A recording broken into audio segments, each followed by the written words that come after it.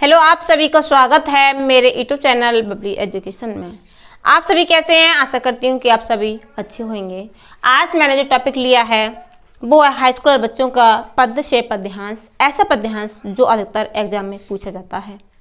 देखेंगे वो ऐसी पद्यांश, मान लो कि इसी पद्यांश को उसने पेपर में रख दिया और ऐसे ही वो क्वेश्चन रख देगा, तो हम बड़े ही ध्यान से देखेंगे कि इसमें हमें वो क्या क्या जैसे प्रश्न पूछ रहा है पद्यांश से संबंधित वैसे ही हमें प्रश्न का उत्तर देना है।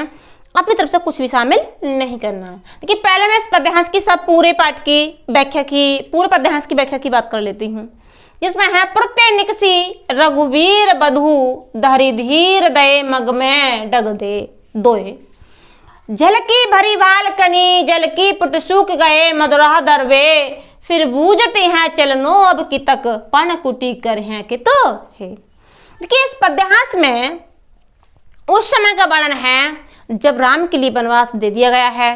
तो राम वनवास के लिए जाते हैं, तो राम के साथ सीता और उनके भाई लक्ष्मण भी जाते हैं।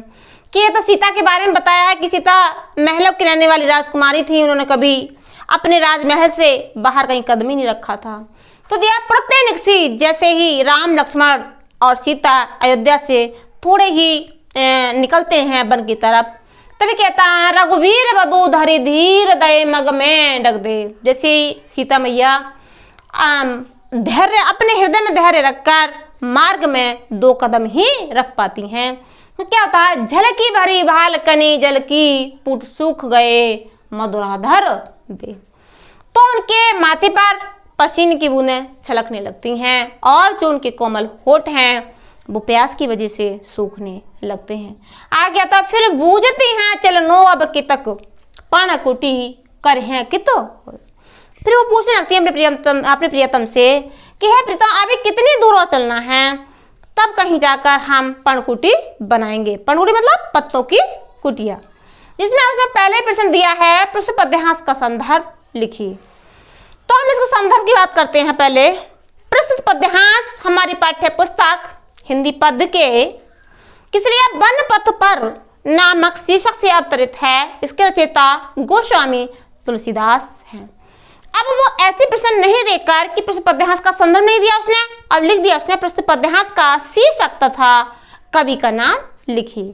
तो शीर्षक वन पथ पर और कवि का नाम गोस्वामी तुलसीदास।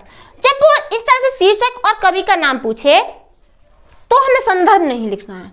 अगर संदर्भ पूछता है तो हमें संदर्भ लिखना है, और संदर्भ नहीं पूछे तो जैसे वो शीर्षक पूछ रहा है तो शीर्षक लिख दो, और कवि का नाम पूछ रहा है तो कवि का नाम लिख दो। आगे है रेखांकित अंश की व्याख्या कीजिए। रेखांकित मतलब जो अंडरलाइन है। अभी मैंने व्याख्या पूरे पद्यांश की बताई थी, लेकिन उसने पूछा है केवल रेखांकित अंश की व्याख्या कीजिए।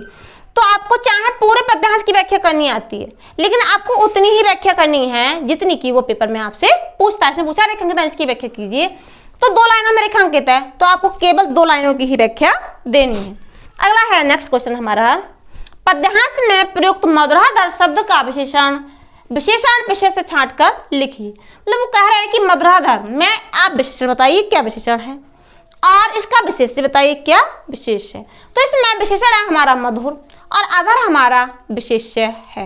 आगे है पर्णकुटी करियों किताबे में कौन सा अलंकार है। अब देखिए, हम एक तरह से अलंकारों को पहचानना सीखेंगे कि हम पद्यांश में या किसी ने उसने हमसे पूछ लिया कि बताइए यहाँ पर कौन सा अलंकार है, तो मैं ये सीख के पहले बात कर रही थी। देखिए, का आया यहाँ पे भी का, यहाँ पे भी का, इसलिए इस पंक्ति में कौन से वर्ण की आवृत्ति अधिक हुई है, का वर्ण की आवृत्ति अधिक हुई है, इसीलिए यहाँ पर अनुप्रास अलंकार होगा। अनुप्रास अलंकार की पहचान हमारी यही है कि एक पंक्ति में किसी भी एक वर्ण की आवृत्ति बार बार होती है तो वहां हमारा अनुप्रास अलंकार होता है। मान लो अनुप्रास नहीं होता और हम जैसे कि अम्मा को कैसे पहचानेंगे, श्लेष को कैसे पहचानेंगे, वैसे मैंने अधिकांश वीडियो ये डाल रखी है कि अलंकार को कैसे पहचानेंगे, उनके जनक, परिभाषा, ये सब कुछ बता दिया, लेकिन मैं फिर भी इसके साथ साथ बताने जा रही हूँ। यमक की बात कर लेते हैं। यमक का मतलब होता है जहां एक शब्द होगा लेकिन वो एक से अधिक बार आएगा, एक से अधिक बार तो आएगा और अपने अर्थ अलग अलग बताएगा, तो वहां हमारा यमक अलंकार होता है।